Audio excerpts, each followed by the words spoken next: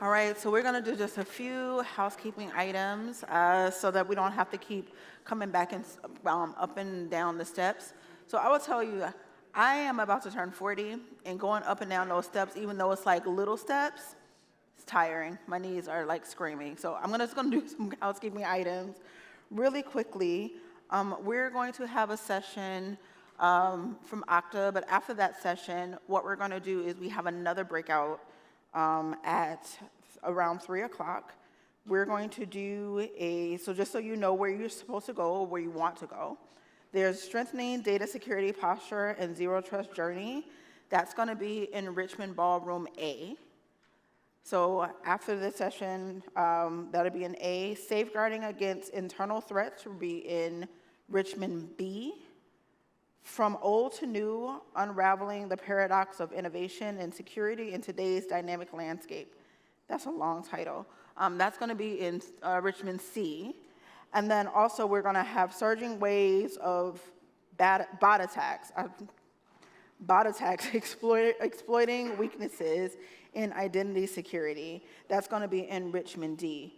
So there's going to be a coffee break after that as well, and then we're going to have another breakout session around 4:05. So I'm going to take a little bit of pause. You guys have been sitting, guys and gals have been sitting, so I want everyone to stand up. I see some people on your devices. That means you're working. Stop doing that. Stand up really quickly. Stand up. Stand up. All right, I want everyone to just do a quick stretch. Stretch, stretch, stretch, stretch your arms, stretch your legs out. All right, how does that feel? Better, good? All right, take an inhale, exhale. All right, you can sit back down now. Sometimes you just have to actually crack those joints, you know? All right, especially, look, I'm telling you, it's my husband says it's catching up to me. So our next keynote will be Mike Berthold, a Senior Solutions Architect at Okta.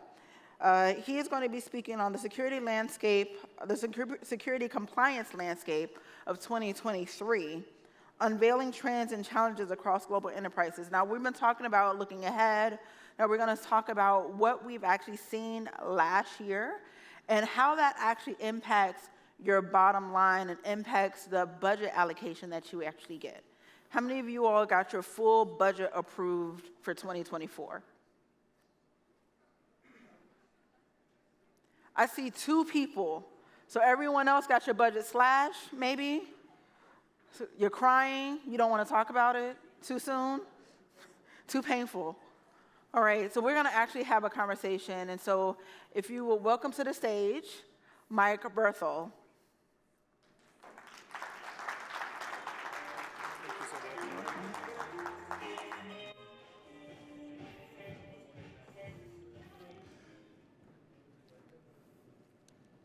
Hello, everybody. My name is Mike Berthold. I work as a Senior Solutions Architect for Okta. And we're going to be talking today about the Security Compliance Landscape 2023. And so I'm just waiting for the deck to come up here. But as I wait for that, so I've been working at Okta for a couple of years now. I work as part of the pre-sales team, and before that, I had about 20 years of experience, ranging from CN Rail to CA to Broadcom. And so this is not the right deck. So Murphy's Law, right? And so I've been working for 2.5 years at Okta, 20 years in identity, and so I've seen a lot. I'm based in Montreal.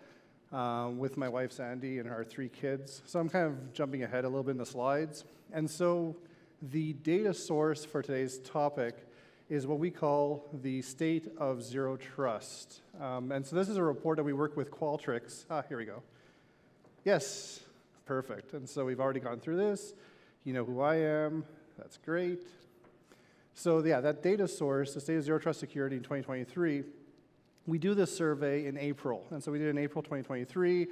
We surveyed a lot of global leaders in terms of different industry verticals, but all over the world, and our report was released in October, and that's our 5th annual report. And that's really nice because that gives us an idea of what trends we're seeing in terms of how things are progressing. And I know zero trust can tend to be a buzzword. It tends to be, oh, this is marketing. But it's also a paradigm that we should all be adopting. If you think about somebody who goes to work at a branch of a bank, you're not going to, on day one, give them access, unfettered access to the vault, unmonitored, let them do whatever they want.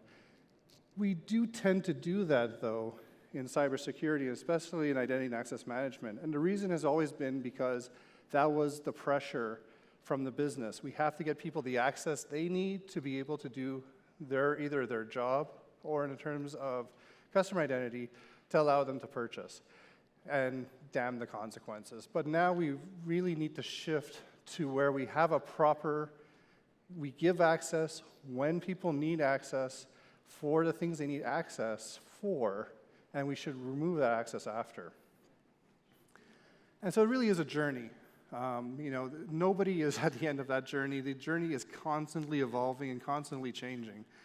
But some of the interesting stats up front, does your organization have a defined zero trust strategy? And we saw the movement from 2021, when we had only 24% that had one, but they had planned within the next 18 months, there was still another 65% that had planned. 2 years later, that number was up to 61% of organizations that have some initiative of zero trust, and another 35% that have plans to do it within the next 18 months. And again, this is April 2023, so we're talking through the end of this year. We see, in terms of company size, there is a lag for smaller organizations. Definitely 500 to 1,000 employees. 49% of them have some sort of zero trust initiative. So you can definitely see the impact of having smaller budgets, potentially less expertise. So it takes longer to put things into place. But even in that cohort, we're seeing that move to zero trust. And so that's a really good trend that we're seeing, and we hope that will continue. Regionally, zero trust is interesting because North America is definitely the leading region. That number, 61% globally, is 73% in terms of North American organizations that have some sort of zero trust initiative. So we're definitely on the leaderboard there. And when you look at that last point, no, but we plan to implement later than 18 months out. It's only 1% of organizations polled in North America, which means that if you, in this room, if you haven't started defining a zero trust initiative, if you don't actually have one going, or you don't have plans to have one going this year, you're going to be very alone, because this is something that every organization across every vertical is focusing on, and again, with good reason, because when we look at the rationale behind putting these in place, there's a real strong alignment with business drivers here. Security projects are one thing, and that's the traditional, oh, it's a cost sink security. Oh, I have to spend money on security. Well, it's an important thing to invest in, but the security focus will be things like reducing breaches or protecting against data exfiltration, BYOD initiatives, which became really important during and after the pandemic, granular policy enforcement. But when you look at business value and the business projects that we can help drive with better tooling, with a better security posture, things like mergers and acquisitions, which are already fraught with complexity. But if you have the proper solutions in place, you can make that much easier. Things like the expanded workforce. And again, this is something that came out with the pandemic where all of a sudden it wasn't so much what workers can we find where we do business, but what workers can we find where we can connect with them. And that greatly expands your pool of resources. Increasing productivity and improving the user experience are related. On the workforce side, we definitely want to improve productivity because we are always being tasked to do more with less. And when we talk about customer or citizen identity, it's about minimizing abandonment and increasing conversion. And so user experience is important no matter which vertical, no matter if you're talking employees or customers, maybe for different reasons, but that will drive value. And it's really important now more than ever to show value to the business for initiatives because, yes, there is a cost, but there's often a lot of rewards that we can get out of those investments. compliance and governance is here under business projects because that ends up being one of those that, yeah, we have to do it. But the value out of that is increased market confidence, because if your customers, if the market is more confident in your organization because you're putting these measures in place, all the better. And what torpedoes confidence quicker than having a breach? Identity really is the key to all this. When you think about zero trust and the pillars, right, as defined, identity is definitely one of them, along with data, network, device, workflows. But identity really is that unifying factor amongst all of those. And so we asked, how important is identity to your overall, zero trust or your overall security strategy?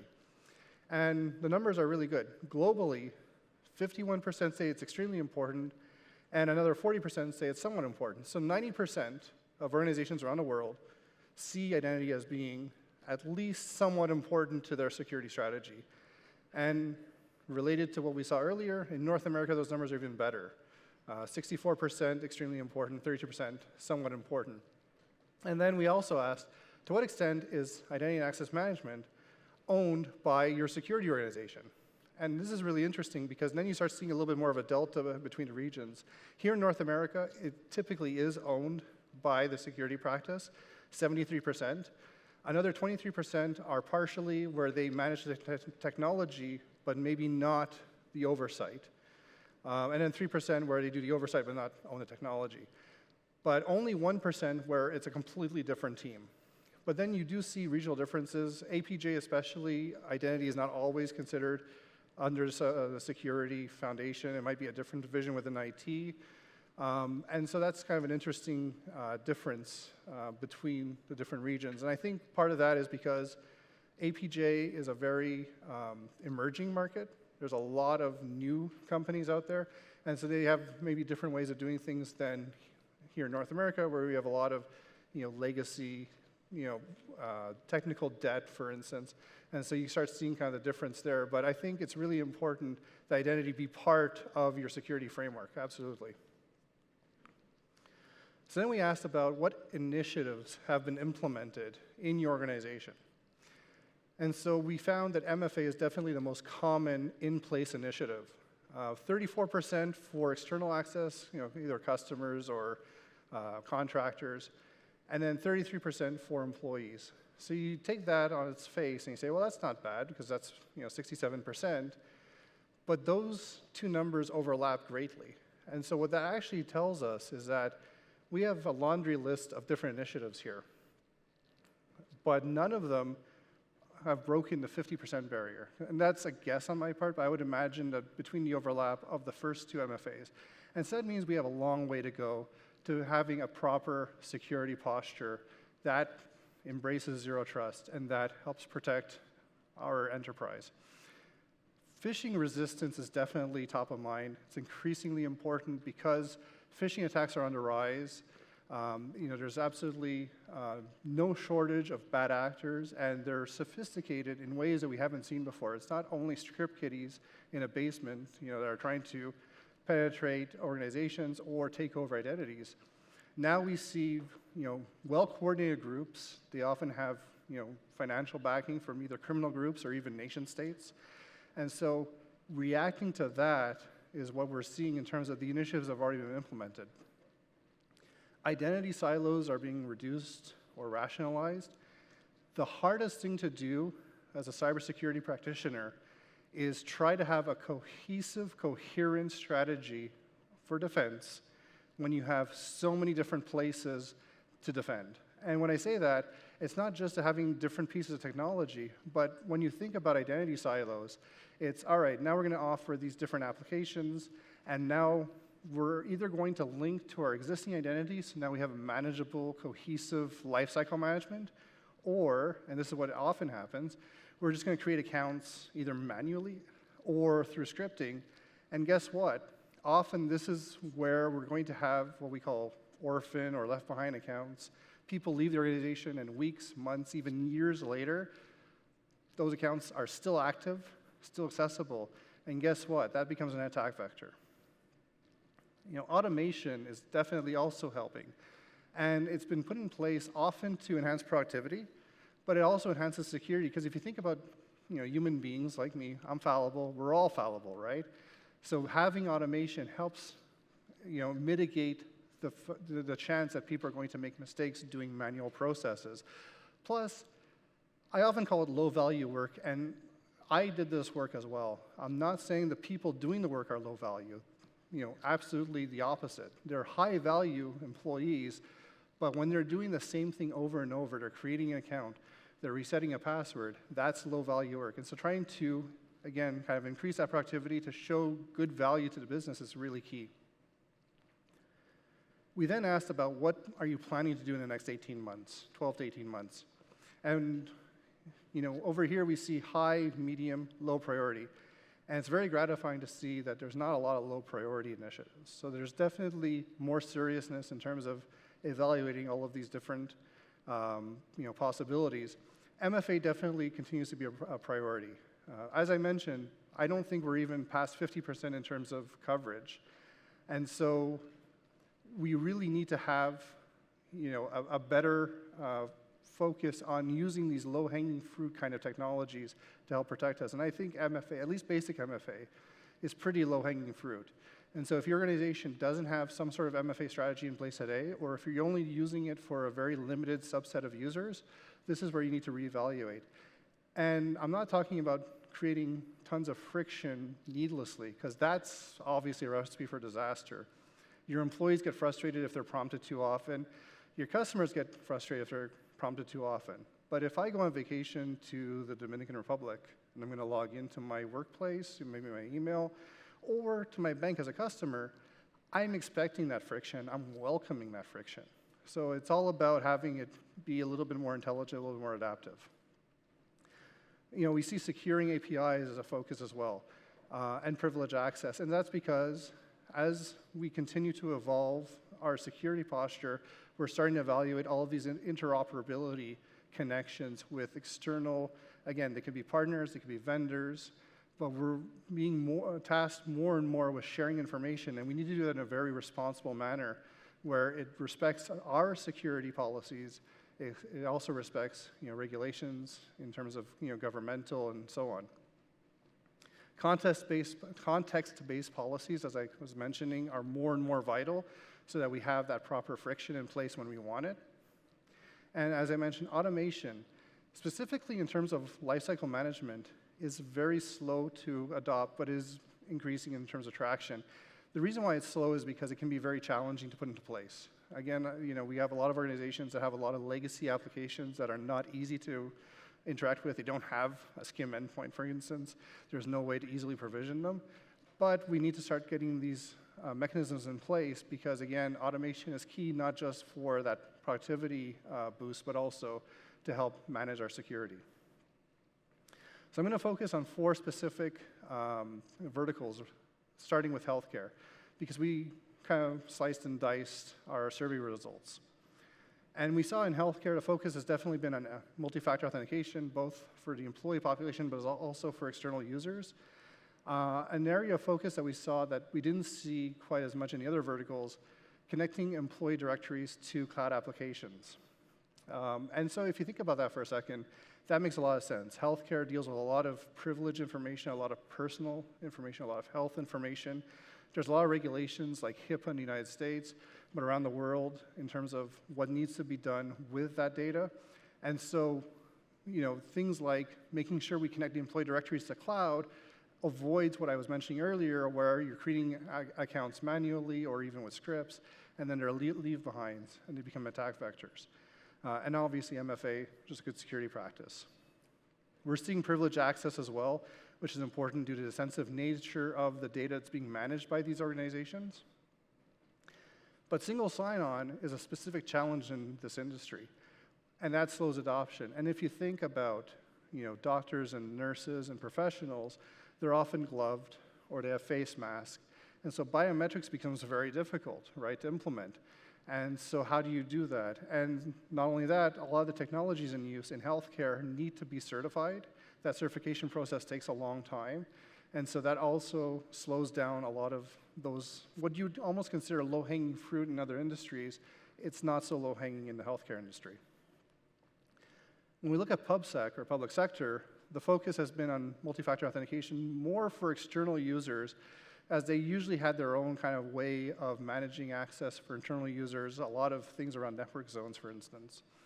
Securing access to APIs, there's a lot more emphasis now on public sector to share data with other organizations as well as other parties. Productivity is definitely a key goal, and we see that through the emphasis on single sign-on automation in this sector. And that makes sense because especially public sector is always being asked to do more with less.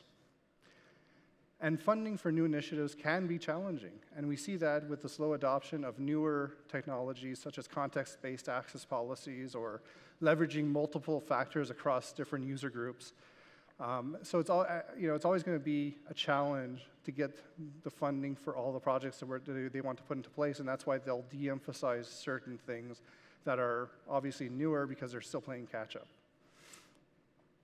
When we look at fintech and financial services, we saw that the focus there, definitely multi-factor authentication for employees, as well as managing privileged access, and that, again, protecting the vital data, and there's a ton of vital data in the financial industry.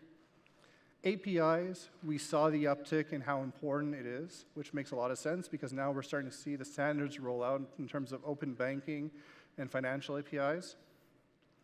But automation is a key challenge in the sector. A lot of legacy infrastructure, a lot of technical debt, systems that, if you're lucky, have header-based authentication, but may not even have that. And so it's a challenge to integrate those with modern authentication and authorization systems. But that is something that is being done. It's just is a longer process. And if you think about it, a lot of financial services are also very large, and so it takes a little bit longer to get things rolling. And then the last sector focus, software. This is a very new industry, very modern industry, embraces technology. We noticed the specific focus here was MFA for employees and securing APIs, which makes sense. APIs are the lifeblood of the software industry. This sector definitely had the highest adoption and/or planning rate for all of the initiatives across any sector. Even the lowest priority one here is about 63% either in place or want to put into place, which makes sense. The software industry is going to adopt new technologies very quickly. But one thing that came out of this, which is this overriding theme, lifecycle management is a challenge even here. And so you think, well, they don't have so much legacy, maybe they don't have a mainframe in the back. Well, you know what? It's still really challenging because there's still all these different identity silos because software tends to be very agile. And so they have a ton of different services that have never been centrally managed. And so that's kind of their challenge. Speaking of which, I'm going to end with the challenges to adoption. And so what did we see in terms of what was called out as specific barriers, whether it was a major challenge or something that was a sizable challenge or was even like a little bit of a challenge. So we saw cost concerns. That one is a evergreen challenge for security practitioners. Technology gaps, right? And again, kind of referring to that, we have a lot of legacy technology. How do we modernize authentication and authorization around them and identity management in general? Privacy regulations and data security was the other kind of top challenge. That's new this year.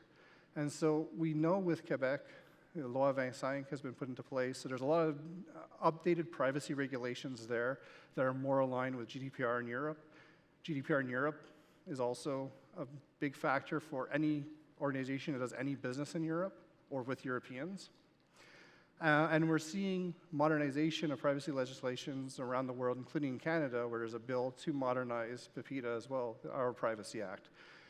So definitely it's a new challenge, but it's one that the better solutions you have in place to manage identity, the more likely you're going to be able to tackle that. One interesting thing that came out, concerns around stakeholder buy-in have diminished. So it's always been a challenge to sell security projects, and I mentioned that up front. But because we're now starting to show business value, now we're starting to get that buy-in. Now we're starting to get that support. And so that's why it's really essential, not just to raise the flag and say, hey, we're at risk here, danger, And it's sad to say because that's not sexy, but if you can show how you can manage those risks, but you can also increase productivity or increase revenue, increase conversion, what have you, then you'll get the buy-in from the rest of the C-suite, for instance, which is really important. So that's our look at everything. And so I wanted to leave a little bit of time. We've got about 4 minutes on the clock. If anybody had any questions or comments, please feel free. Was it interesting?